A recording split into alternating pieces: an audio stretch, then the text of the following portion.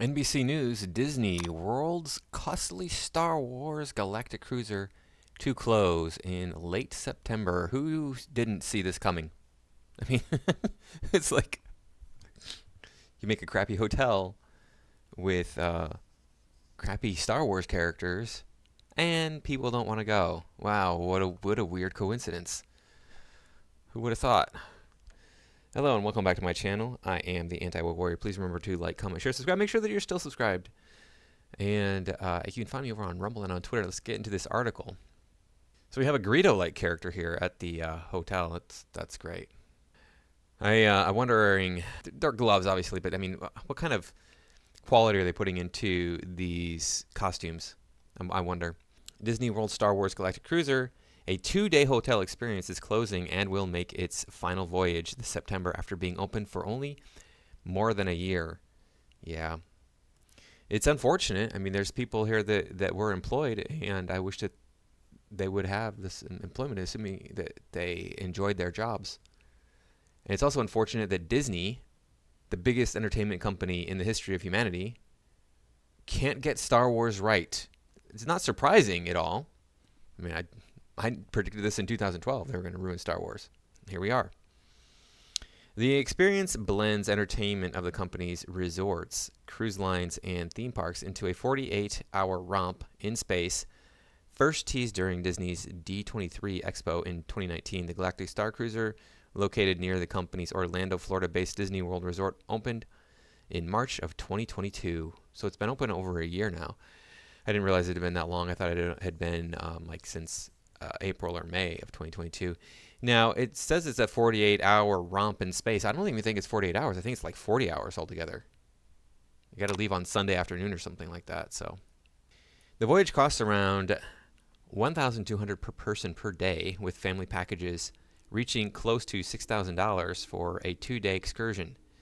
That can be a hard number to digest, especially considering a typical Disney vacation for a family of 4 can cost that much for a week-long trip, depending on hotel and restaurant choices. Now, this is inaccurate. I don't know where they're getting this information from.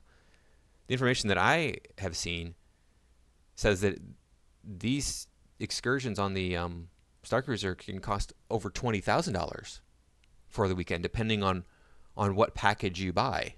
So I don't know where they're getting this information from. It's not accurate. It's not from what I've seen in other places. However, the Galactic Starcruiser has been lauded as a dream come true for fans looking for the ultimate Star Wars experience. Nope, it hasn't. Again, where are you getting this from? The 2-day jaunt includes a hotel room, all food and drink except alcohol and specialty beverages, a day trip to the Hollywood Studio Park, a magic band, and valet service at drop-off. Okay. Valet service should be included. It has to be, because I mean, correct me if I'm wrong. If I'm getting stuff wrong here, the Galactic Starcruiser, you go and you like get into a box truck, and it's supposed to be like a shuttle taking you up to the Starcruiser. So they better have valet parking, because it's like you get out here. Let's not ruin the illusion of the magic by having a parking lot for the Starcruiser. You get out here and get into the box truck, and then it's a shuttle up to the Starcruiser.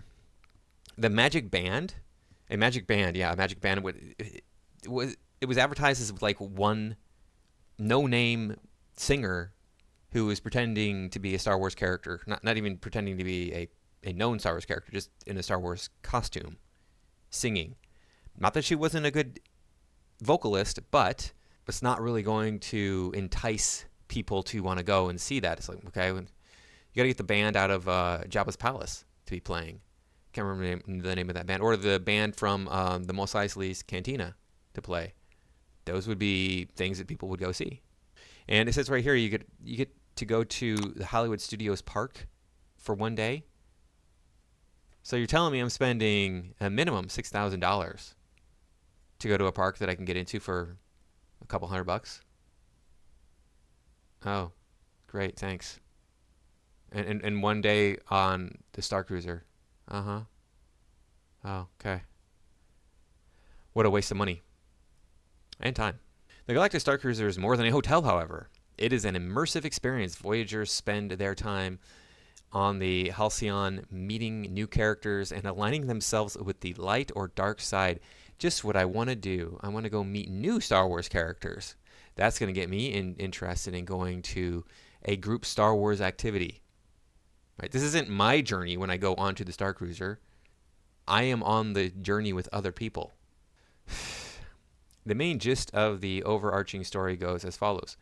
You are a passenger on a Starcruiser for a 2-day voyage. During that trip, a First Order officer and several stormtroopers board the ship to root out resistance spies. Alongside these villains, there are spies, musicians, rebels, and reluctant heroes. Everything that makes up a Star Wars story. Maybe if it wasn't the First Order officers, maybe if it was an Empire officer coming onto the ship, that might be something that people would want. And of course, some familiar faces also appear, including Chewbacca, Rey, and Kylo Ren. Nobody cares about Chewbacca, Rey, or Kylo Ren. I do care about Chewbacca. I love Chewbacca. He's my favorite. But I like big furry things. What can I say? Rey is trash, and Kylo Ren is not good either. So Kylo Ren was probably the best character out of the new Star Wars. But that's a really low bar to reach for. It's like, wow, Rey is terrible. So being better than her, not a big deal. The experience has earned some of the highest guest satisfaction ratings in the history of Walt Disney World and earned a Thea Award for outstanding achievement in a themed entertainment space. Oh, people patting themselves on the back. I don't know what the Thea Award is, if it's actually prestigious. You win an Oscar or an Emmy or whatever. Okay, so what? A bunch of your peers got together and decided you were the best at something one year? Good for you. Maybe if it was an outside grading, an objective grading agency coming in and saying, yeah, you are really good in this, you are the best, and you deserve to win. It's not like that, though. It's all just people filleting themselves. Still, the boutique hotel proved to be too pricey for general Star Wars fans, you think? Star Wars Galactic Starcruiser is one of our most creative projects ever and has been praised by our guests and recognized for setting a new bar for innovation and immersive entertainment, the company said in a statement. This premium boutique experience gave us the opportunity to try new things on a smaller scale of 100 rooms, and as we prepare for its final voyage, we will take what we've learned to create future experiences that can reach more of our guests and fans. Disney reportedly spent $2 billion to construct its 2 immersive Star Wars parks in Florida and California, though it is unclear if the cost of building the Starcruiser is included in the sum. I don't know that it would be. I have not been to either of the Star Wars theme parks. I don't go to Disney. I went once, I think in California, so I went to the original here. I was not that impressed. Sure, they got some good rides, but I've been through a lot by that time. I was like, oh my gosh, this is amazing. Wow. If I was a little kid, yeah, I would have loved it. It would have been wonderful. But this is just another case of get woke, go broke. And you might be thinking, what are you talking about? Starcruiser was woke. It was too expensive. Well, the Force is female. We saw the photos, right? Force is female. That's woke right there. The fact is the Force is neither male nor female. It is simply a force of nature that exists throughout the universe. It flows through everything. Yoda explained this to us. Now, the Starcruiser is also woke in that it's a Disney Star Wars theme. Supposedly, if you look at the pictures of it, it's like generic sci-fi. Have you ever seen Space 1999? That was, I think, it was in the 70s. Let's see if we can get the images here. See if we can find some generic stuff here for Space 1999 on the images. So it's stuff like this in the background where it doesn't look like Star Wars. The images we saw of the Starcruiser, it doesn't look like Star Wars. It doesn't look and feel like Star Wars. It looks more like Star Trek or some sort of generic sci-fi stuff that, it's stuff like this more than anything. Not necessarily these spacesuits, but like the panels in the back, they're not really, they don't feel like Star Wars. You're not going to attract people with that level of quality for the designs. The rooms look like a closet practically. Like they had bunks built into the wall for the kids. But what are you going to do if you got a family of 4 and one's a teenager? You're not going to be able to fit them in there. They were really isolating or really limiting the number and different types of families that could come. to the hotel, and then on top of that, it was just so overpriced. I keep going back to that. It's like, how can you justify spending that much money on a 40-hour experience? It better be damn good. It better be totally worth it. From what I could see, it wasn't. The food looked terrible too. Did you see the pictures of the food? It looked like kids' food basically. So it just wasn't. I don't know why they're winning awards. I don't know if, like I said, is that a prestigious award?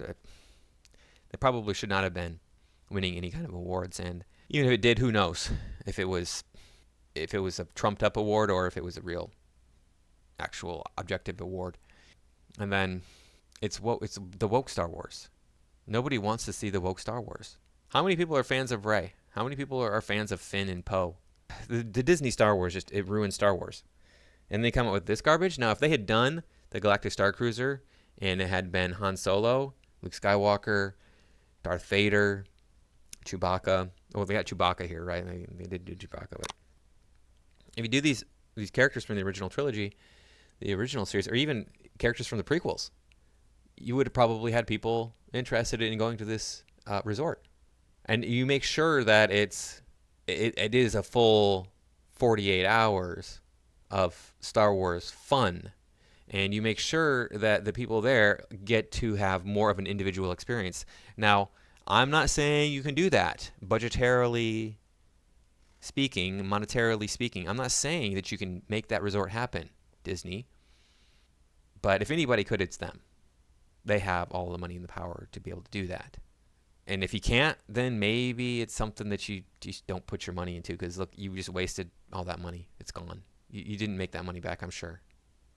Especially considering if you did have people come to the resort, you got to support the employees that you have there on the Starcruiser, the actors, and then the wait staff, and then the kitchen staff. You probably have security. All of these things cost money. The overhead, the electricity costs, all that stuff. Everything costs money. And they thought they were going to gouge their customers to get it back. And this is the problem with Disney. You're serving us crap and telling us it's a gourmet meal. We're like, no, this is crap. We don't want it. We're not going to buy this anymore. So anyway, that's all I got for this time. I wanted to point this out because it is very hilarious that Disney keeps dropping the ball. They keep screwing up everything that they do lately. Everything that they're doing, they're like just wrecking everything. They're like, look, we are the champions. We're just going to feed you the garbage that we know that you want. Ha ha ha. We know you're going to do whatever we tell you to do. And this is a great example of them losing. Hopefully, this is an example of the non-woke winning. Well, only time will tell. Thanks for watching. I'll see you in the next video. Thanks again for watching. If you've made it this far, I do appreciate it. Now, I am still making journals. Look at your screen right now. This is my latest cover design. This is an elf warrior. So you can get a journal with this cover on it. This is perfect for somebody who is a tabletop role-playing gamer, right? You often need to have a notebook there to take notes. There's a lot of names, a lot of places, a lot of characters, a lot of objects, curses, sects, monsters that are thrown at you in a role-playing game. And so a lot of players do use notebooks to take notes and keep track of all of these different things that have happened over the course of the game. This journal is perfect for that. You have this really cool elf warrior cover that is on the journal, and it fits right along with the theme of many role-playing games, because most are medieval fantasy. Now, I know that journals are more expensive than a notebook would be. Notebooks are really inexpensive, but are you going to get this cool cover? And you can be the guy at the table who's just got something that draws people's eyes. And there will be more journal covers to come. If you want a custom journal cover, go down in the comments, leave me a comment, and you can talk back and forth, and I can make up a custom journal cover for you. It won't be any more expensive. It's the same price as all my journals. So there are links in the descriptions if you want a journal.